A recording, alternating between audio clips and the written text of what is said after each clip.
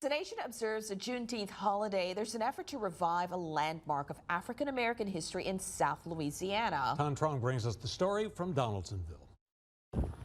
On these 2 blocks in Donaldsonville, you'll find plenty of history.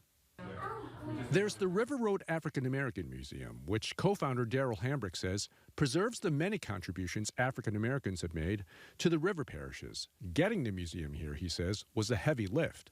We spent 26 years restoring the Rosenwald School, which was brought across the river, cut in half, and then placed on the property where you see it. Hambrick and the museum are now setting their sight on a building just around the corner, the True Friends Hall. Built in the late 1800s, Hambrick says the benevolent society that ran the hall helped serve the local black community in many ways. These organizations supported families. If you had a baby, if the house burned down, they would come to the aid. These men were carpenters, brick masons. During segregation, Hambrick says True Friends Hall was a place where black families could gather and celebrate. This is a photo of neighbors at an Easter event in 1955. Right. This was the pulse of the community. You could come here and get help. You could come here and have a great time.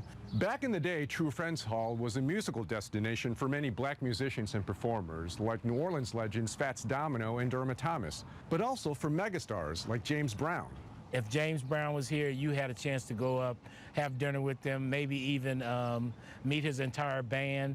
Hambrick says the hall was part of what was known as the Chitlin Circuit. Because African Americans were not allowed at certain venues, Hambrick says True Friends Hall was a welcoming refuge for black performers. Making their way into New Orleans. You couldn't stay in hotels, restaurants. Here at True Friends, you got a meal, you got a place to stay, and you had a great time. The hall went downhill after closing in the 1980s.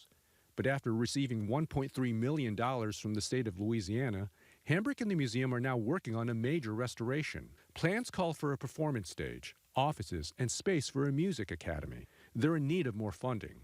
As for the timeline, Hambrick expects it'll be much quicker than the years it took to bring the museum to the city.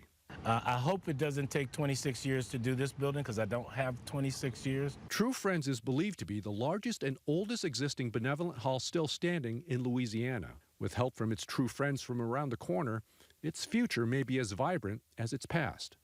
In Donaldsonville, Tom Trong, Fox 8 Local First.